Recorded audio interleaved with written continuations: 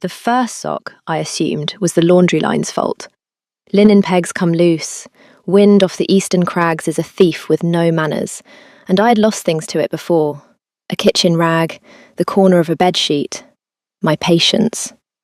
So when one wool sock went missing from the line behind the laundress's quarters, I blamed the wind, swore at it the way you swear at weather, and thought no more about it. The second sock did not have the decency to disappear in a pair. It vanished alone, its mate left hanging there accusingly, and that was the detail that bothered me. Wind does not choose. Wind does not select the left sock and leave the right. I stood there in the grey morning with one cold sock in my hand and the prickling certainty that something in the world had developed an opinion about my belongings. I was 19 years old then, almost 20, old enough by pack law to be wed off to whoever the council decided could afford me, and young enough to still believe most problems could be solved by ignoring them harder. This problem did not believe in being ignored. By the time I found the dead flowers, I had lost 4 socks, a hair ribbon, and a perfectly good apron, and I had stopped blaming the wind entirely. The flowers were laid on the windowsill of the room I shared with 2 other maids, arranged with what I can only describe as catastrophic sincerity. Someone had gathered them, frostbitten asters, a sprig of something that had been heather before winter got to it, 3 stems of a bloom I did not recognise that had clearly been dead for some days. They were brown at the edges. One had lost all its petals on the journey and arrived as a bare green stalk, presented anyway, as if to say, "I tried." I picked them up. They smelled like a grave. Behind me, old Marin, who had served in this fortress for 40 years and feared nothing, made a small sound in her throat. "Those," she said, "were left by something with 4 legs."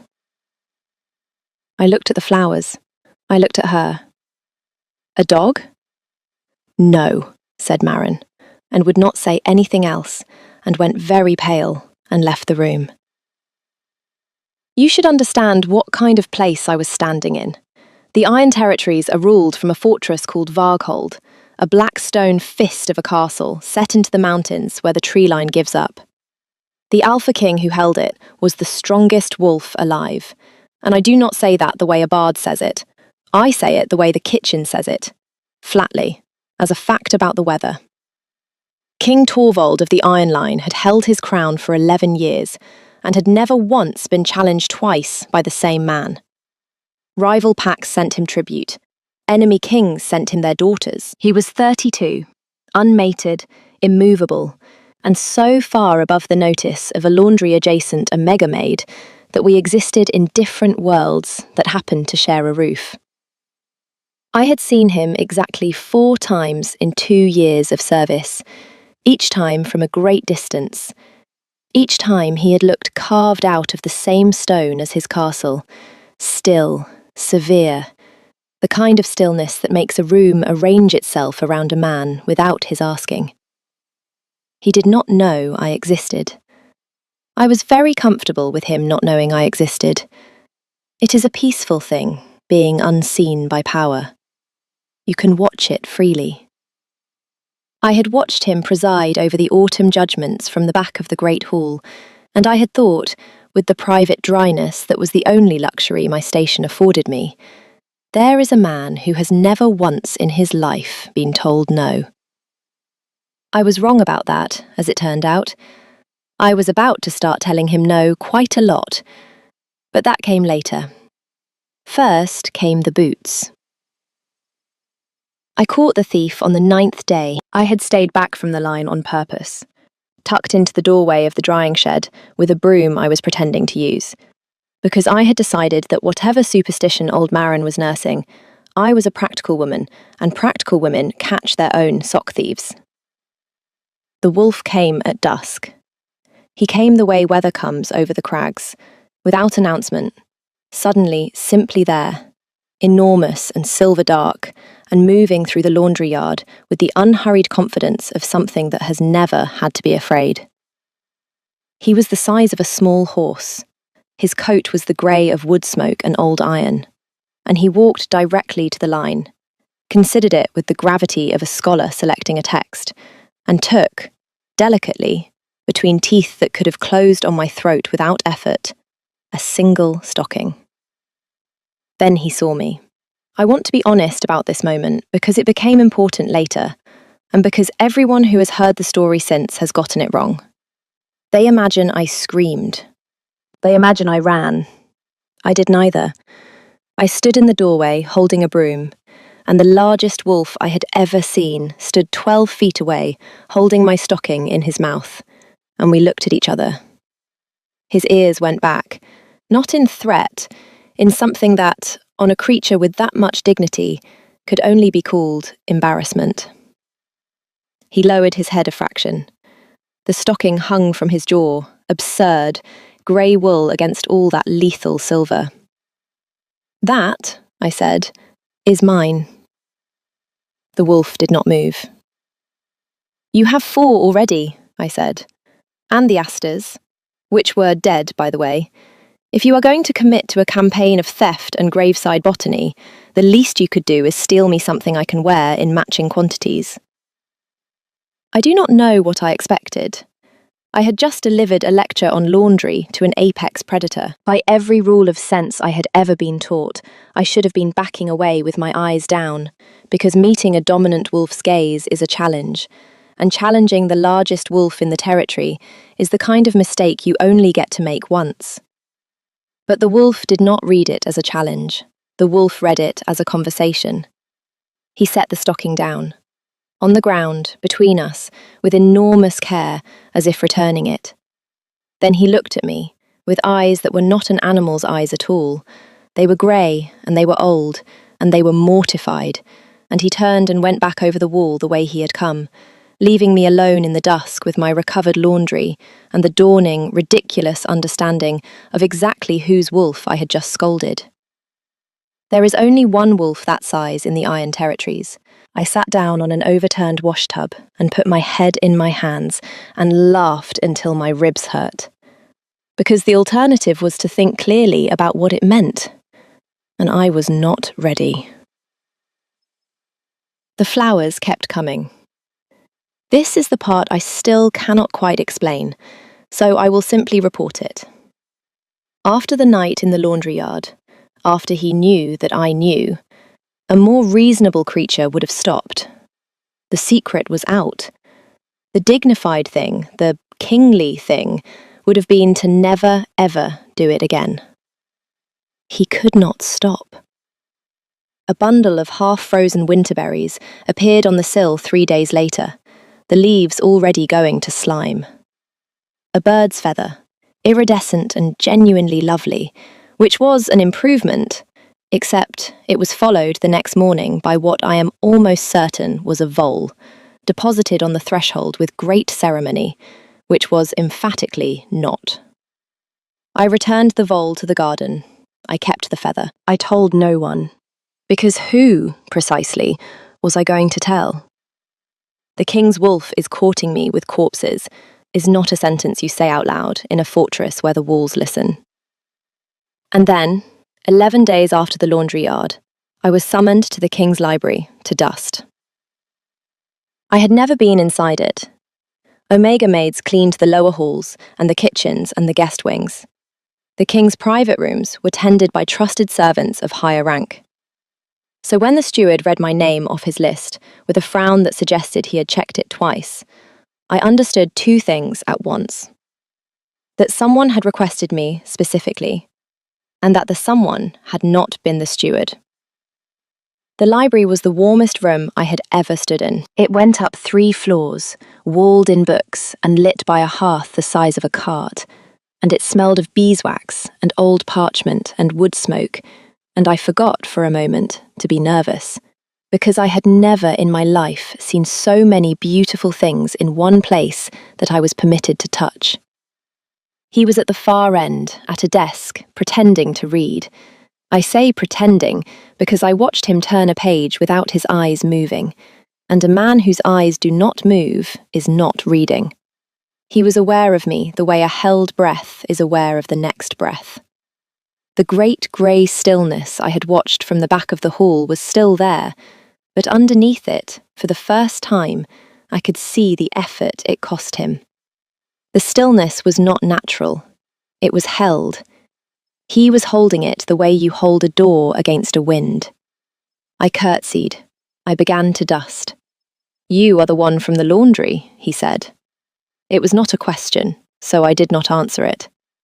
I dusted the spine of a book about the migration of mountain herds and waited. He set down his page. "I owe you an apology." "For the socks," I said, "or the vole." His jaw moved once before he found the words. I would come to know that, the small mechanical hitch of a man translating from a language he was fluent in into one he was not. I was not aware of the vole. It was a thoughtful vole, as voles go.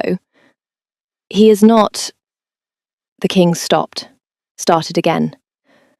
"I do not have full command of him in this. He is not usually like this.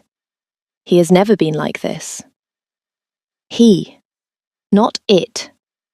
He spoke of his wolf the way you speak of a younger brother who keeps embarrassing the family at feasts. "And what is he like, usually?" I asked. The king looked at me for a long moment. The fire popped. 3 floors of books held their breath with me. "Obedient," he said, and the dryness in it surprised me. The first crack of something human in all that stone. "He is the most disciplined wolf in 4 territories. Ballads have been written about his restraint." A pause. "He stole a sock off a line yesterday, in front of the Gaythorne ambassador." I did not laugh. I was a near thing. I bit the inside of my cheek and dusted a shelf with great concentration and said, in a voice I kept very level, "That must have been difficult to explain." I told them it was a hunting drill. "With a sock." "With a sock," the king of the Iron Territories agreed, and put his face briefly into his hand. And I understood that the most feared man alive was, in this one small arena, completely without defences, and that I had wandered directly into the centre of it, holding a dust rag. If you have made it this far, stay with me. What comes next is the part I have never told anyone.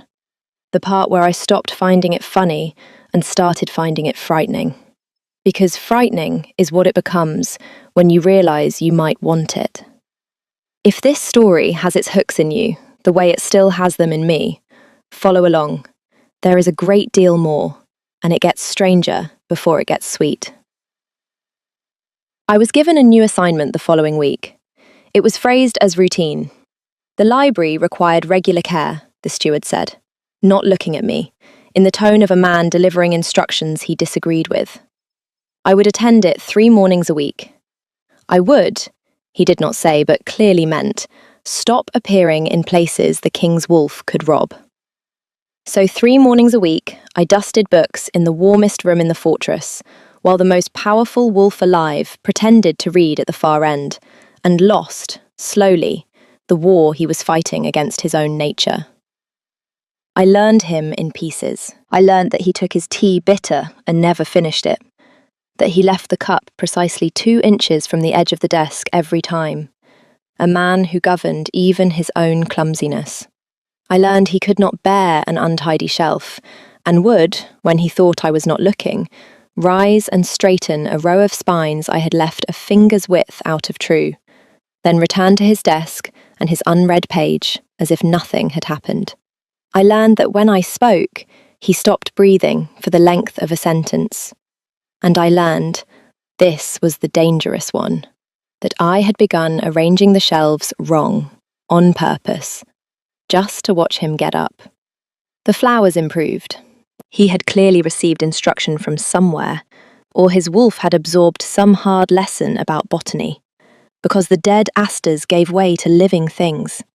A sprig of mountain laurel that lasted a week in a cup of water on my windowsill. A single white winter rose that should not have been blooming in that season, and that I never asked how he had found. I did not thank him for any of it. We never spoke of the flowers in the library.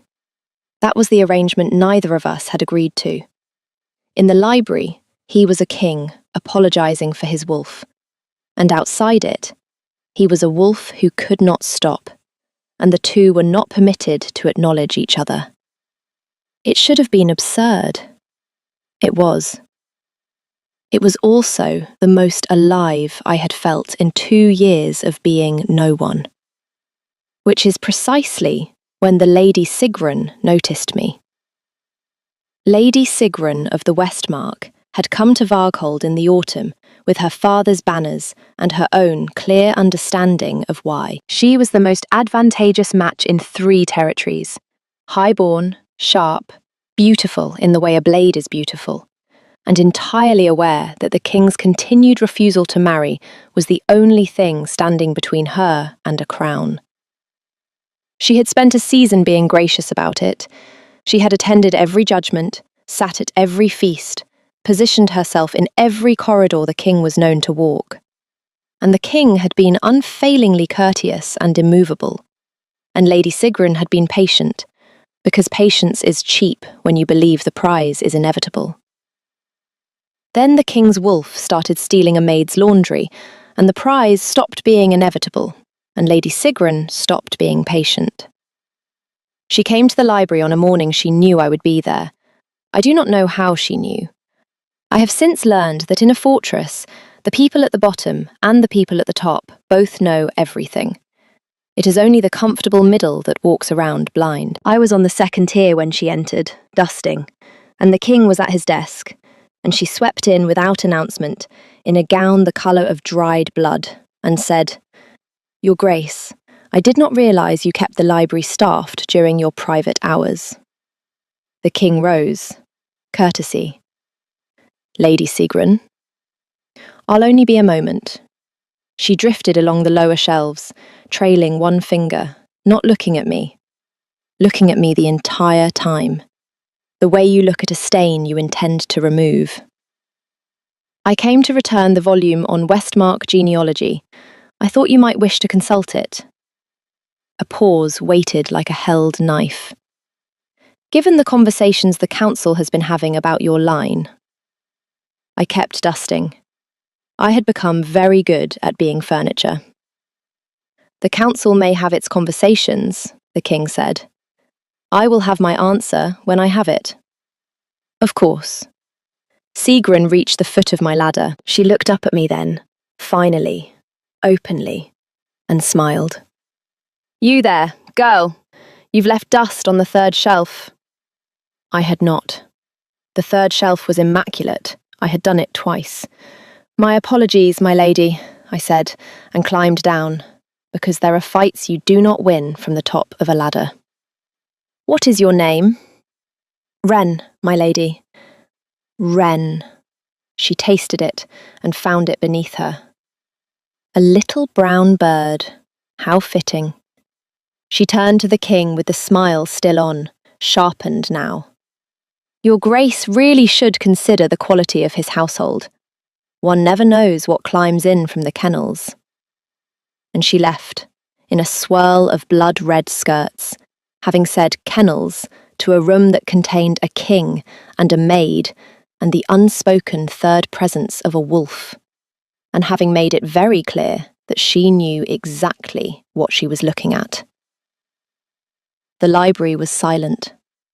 I climbed back up the ladder. My hands, I noticed distantly, were not quite steady.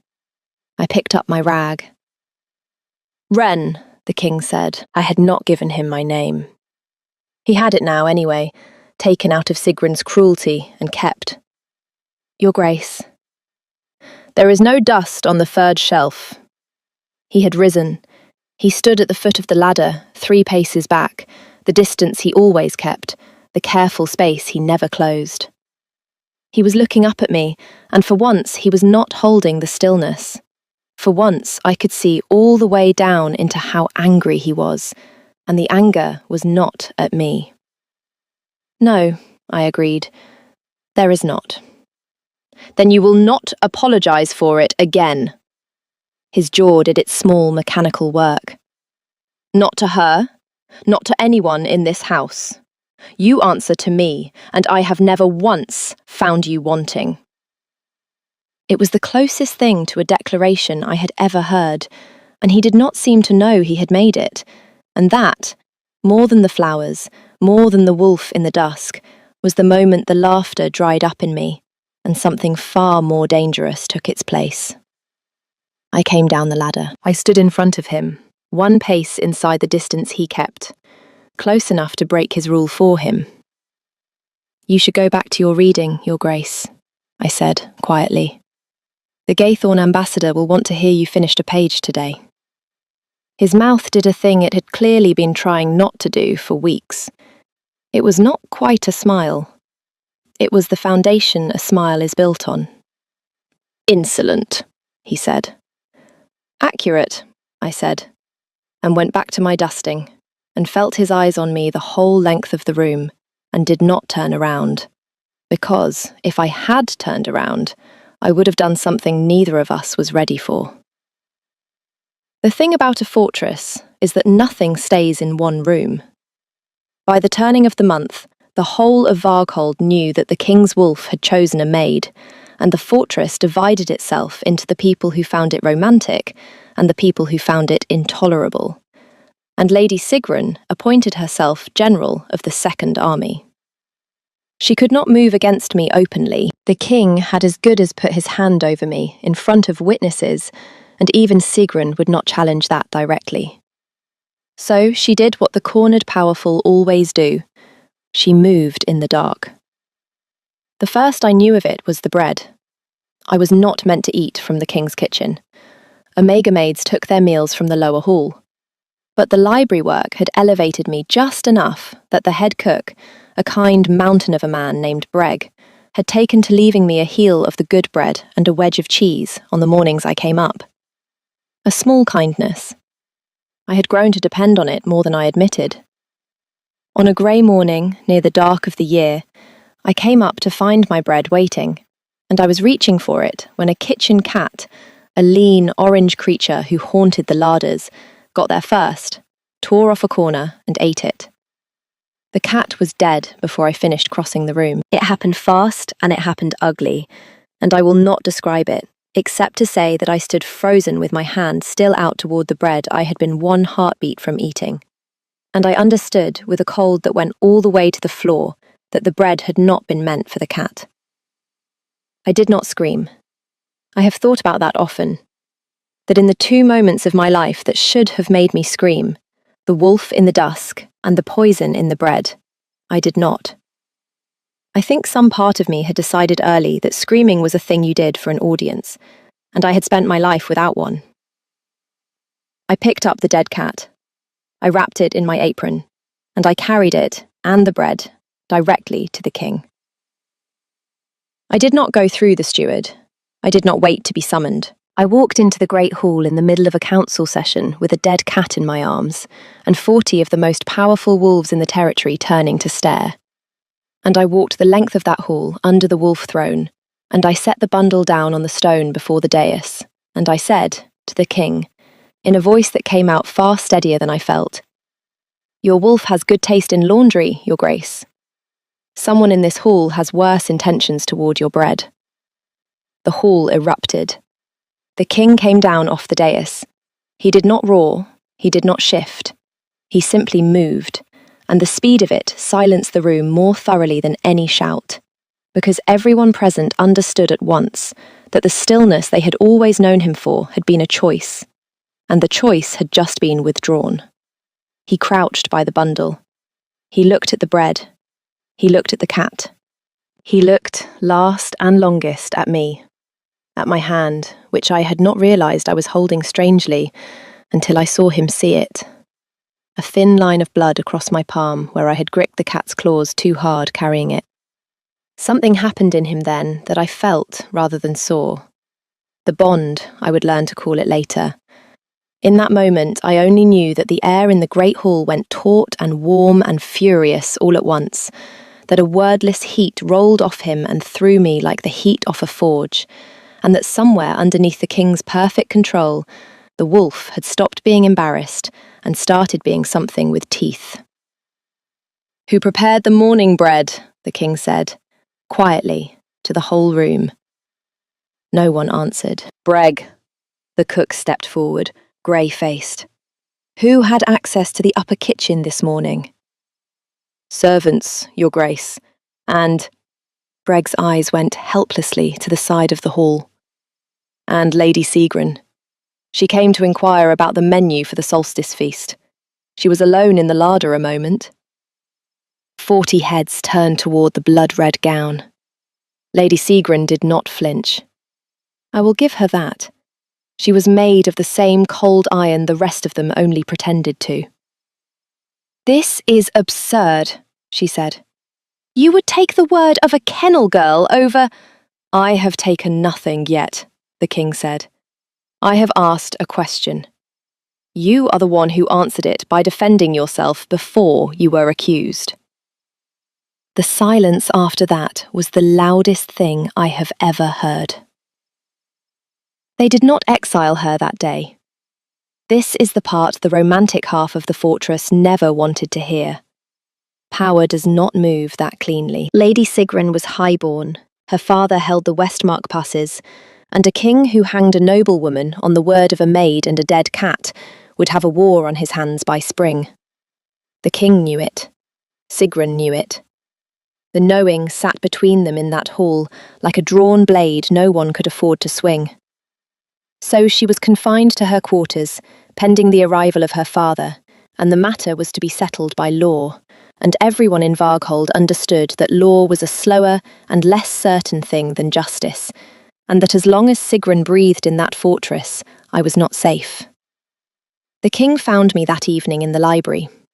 I had gone there without thinking, the way you go to the warmest room when the cold has gotten into you. I was sitting on the floor by the great hearth with my knees drawn up, and my palm had been cleaned and bound by then, by the king's own healer, on the king's own order, an attention so far above my station that the healer had bound it in furious silence. And I was looking into the fire and not crying, because I had decided long ago that crying was also a thing you did for an audience. He came in quietly. He did not sit on his chair at the desk. He crossed the room and lowered himself to the floor beside me, 3 feet of careful distance between us, a king sitting on the stones of his own library like a boy. And for a while, neither of us said anything at all. "I have failed you," he said finally. "My house was meant to be safe. It was not. That is mine to answer for. You did not put the poison in the bread. No, but I am the reason it was put there." His hands hung loose between his knees. He was looking at the fire, not at me, and I understood he had chosen that so I would not have to perform a face for him. "He chose you," he said, "in the autumn, the first day I saw you, at the back of the hall during the judgments, the mechanical hitch. He knew. And I did not let myself believe it, because you were a maid and I was a king, and I had spent 11 years being the kind of man who does not want things he cannot have. So I refused it. I told him no. Every day for 2 months, I told him no. And he stole my socks. And he stole your socks." The corner of his mouth did its foundational thing. He could not say it, so he said it the only way a wolf knows how. "He brought you what he could find. It was—" He stopped. "It was dead flowers and a vole. And it was the most honest thing anyone in this fortress has done in 11 years. And it was mine. And I let him take the blame for it because I was a coward." The fire popped. 3 floors of books listened. "I am telling you now," he said, "with my own voice and not his, so that you know it was always me. You owe me nothing, Wren. You did not climb into my life. He climbed into yours, and I followed because I could not do otherwise. And you have every right to walk out of this room and ask never to be sent back. I will see you safe, regardless. That is not a condition. That is simply true. I looked at him for a long moment. The white rose, I said. In the wrong season. How? There is a garden on the south wall. My mother kept it. No one has walked it in 11 years. He said it the way you set down something heavy. I started walking it again in the autumn. I do not entirely know why. The rose was the only thing still alive in it. I gave it to him to give to you, because I could not bring it myself. I have been told since that I should have made him work harder, that a woman with any sense lets a king grovel a while longer than that, but I had watched this man straighten my deliberately crooked shelves for a month. I had watched him explain a sock to an ambassador. I had watched him sit down on his own cold floor rather than tower over a frightened maid. And I had just heard the most feared wolf alive call himself a coward to my face, because he could not stand to let his wolf take credit for his own heart. I reached across the 3 feet of distance he always kept, and I took his hand, the right one, the one nearest me, and I held it a heartbeat longer than courtesy required. And then several heartbeats past that. You walked your mother's garden, I said, to find one living thing in it, to give to a maid, through a wolf, so you would not have to admit you wanted to. Your Grace, you are the least cold man I have ever met. You have simply been very committed to the rumour. His hand turned over under mine and held on. He did not kiss me then. I want that on the record, because the version that travels the fortress now has him sweeping me up in the firelight, and it was nothing like that. He held my hand on the cold floor of his mother's library, and he bowed his head until his brow nearly touched my knuckles, and he breathed once, unsteadily, like a man setting down a weight he had carried so long he had forgotten its name. And whatever broke open in me then was not desire, or not only desire.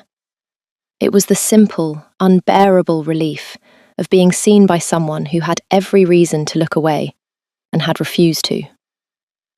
The kiss came later, and when it came, it was brief and certain, and it undid something in my chest that had been knotted since the day I learned I was no one. I will not describe it further. Some things are not for the fortress. Lady Sigrun's father arrived 8 days later, with 200 men and a great deal of wounded honour. And for a while, it looked as though the romantic half of the fortress would get its war after all. I will not pretend I was at the centre of what followed. Kings and lords settle their disputes in rooms maids are not admitted to. But I was admitted to one room, because the king insisted, and because the matter could not be settled without me. They held a hearing in the great hall. Sigrun's father demanded his daughter's accuser face her in open court, expecting, I think, a trembling servant who would crumble under a nobleman's glare and reveal the whole thing as a maid's hysteria. He got me. I told it plainly. The bread, the cat, the larder, the timing. I did not embellish, and I did not apologise.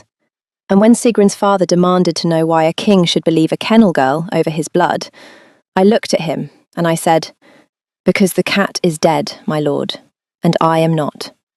And the difference between those 2 facts is the whole of your daughter's intention." The hall was very quiet. It was Sigrun herself who broke it. She had held her cold iron all the way to that moment, but she had built her whole life on the certainty that she was inevitable, and watching a brown bird of a maid stand in open court and refuse to be small had finally cracked something in her. "You have no idea," she said, her voice gone thin and shaking, "what it is to be raised your entire life for a crown, and then watch it handed to that." And she stopped. Because she had said handed to that, in front of her father, in front of the council, in front of the king, and in saying it, she had confessed that there had been a crown to take, and that she had believed it stolen, and that belief was the motive the law had been missing. Her father closed his eyes. It was over after that, though it took 3 more days of lawful procedure to become official. Lady Sigrun was stripped of her standing and returned to the Westmark in her father's custody. The engagement that had never quite existed formally dissolved. The Westmark passes secured by a marriage of two cousins that satisfied everyone's honour and broke no one's heart. Power moved the way power moves, slowly, expensively, and at last. I did not gloat. I had won, and the winning had cost a kind orange cat its life, and very nearly cost me mine. And there is no version of that I felt like celebrating. But I did keep the white rose. It had no business surviving as long as it did. It sat in its cup on my windowsill through the whole of that grey winter, and it did not die, and I chose not to ask why. We were mated in the spring, in his mother's garden, which by then was no longer dead. He had walked it every day through the winter. I had watched him from the library windows, a great dark figure moving through the snow along the south wall, clearing dead growth, and I had understood that he was not tending flowers. He was tending the thing in himself that had let the garden die in the first place. By the thaw, things were growing in it that no one had planted, the way things will when a place stops being a grave and starts being a garden again. He claimed me in front of the whole pack, which is its own ceremony I will not detail, except to say that the wolf who had once set my stocking down on the ground in mortified apology stood beside me in the centre of that crowd, with his head high, and dared a single one of them to call me a kennel girl. And not one of them did. And the Gaythorne ambassador, who was present, was heard to remark that it was the most disciplined he had ever seen the king's wolf behave. I told the king that later, in the library, on the floor by the hearth that had become our floor by some accretion neither of us had marked. Disciplined, I said. After everything. The ambassador thinks you have him under control again. I let him think it. The king, my mate, my Torvald, a name I had been given the right to use and still spent like rare coin, turned a page he was not reading. 11 years of habit do not die at a thaw. It seemed unkind to tell the man that I have less command of myself now than I have ever had in my life. Do you regret it? He set the book down. He looked at me the way he had looked at me up the ladder, the day he learned my name from a cruelty and kept it anyway. The stillness was entirely gone now. He had stopped holding the door against the wind. He had simply let the weather in. I lost 4 socks, a hair ribbon, an apron, and 11 years of believing I wanted nothing, he said. I consider it the best trade of my reign. There is a sock to this day that I have never found. I have looked. It is not in the garden, not in the kennels, not in any of the places a wolf might cache a treasure. I have decided to stop looking for it. Some things, I have learned, are kept by the people who love you, precisely because you would never give them permission. And the kindest thing you can do is let them think you do not know. So if you have come this far with me, and I am glad of you, whoever you are, wherever you are listening tonight, tell me one thing in the comments below before you go.